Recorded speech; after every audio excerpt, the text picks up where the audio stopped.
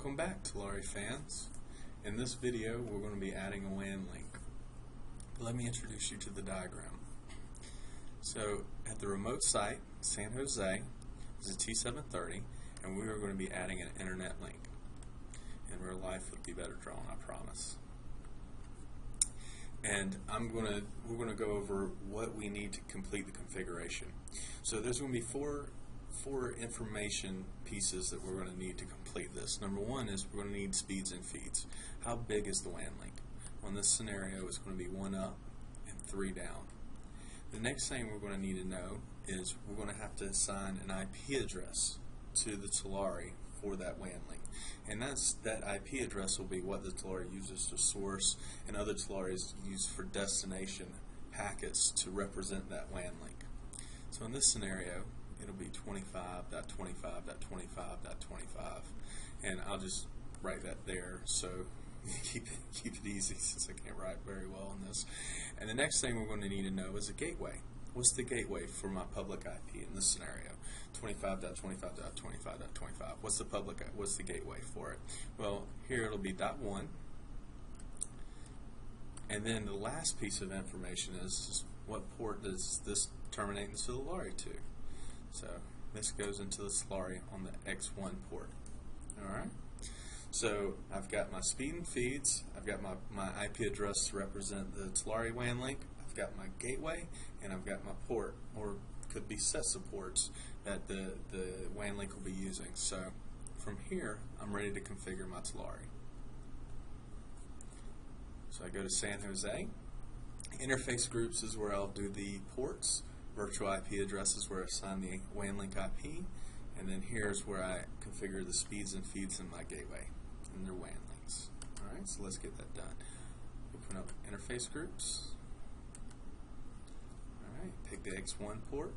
Bypass mode, failed to block. Security zone will be untrusted. Now, let's look at the diagram again.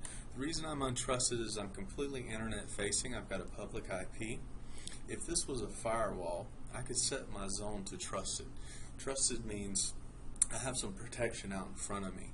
Untrusted means I'm internet facing, I have no protection, and what this does to the Tulare is now the Tulare will only allow UDP 2156 in or out.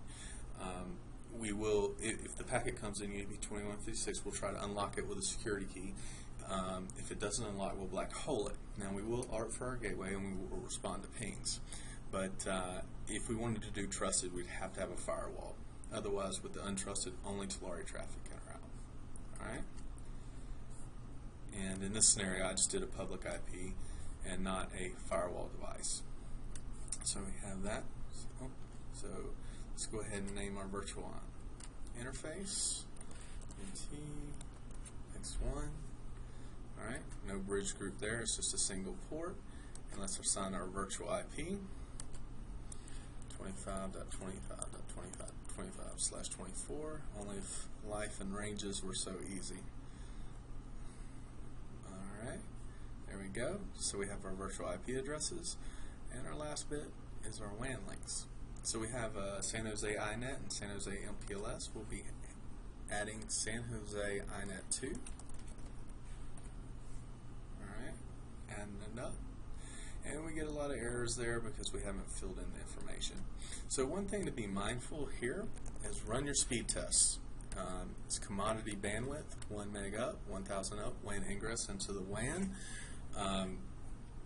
So typically I see 80% of what they promise you with a commodity cable and DSL. They're never dead on. The fibers are dead on, but I would just encourage everyone, run your speed tests. See what you see. I didn't run a speed test here, so I'm just going to be conservative because Tulare will measure that SLA, and when they don't deliver, we'll show it as loss, and we'll show you that you're not getting what you pay for. But that's fairly common in commodity. All right. So these options here, auto detect public IP. Well, that would be in this scenario is if this was a modem, and maybe this was a private IP in here, 10.10.10.1, and then on the outside it floated, the public IP floated, you would check that. Or the other option with the public IP is if this was a firewall and NAT device and you had a private IP instead of that public 25.25.20. This is where you put the public IP address. Okay. So we're going to hit apply, and then we're going to fill out access interfaces. Access interfaces is many ways to access the WAN. We just need to make sure we add one here. Alright, here we go. TX1. And we can reuse that IP address. And then our gateway, which we know is 2525.1. And we hit apply. Alright, there you go. That's all you need right there. Configuration is complete. There's no yellow brick road needed with BGP or any other routing protocol. You have just now added a WAN link. Thank you very much.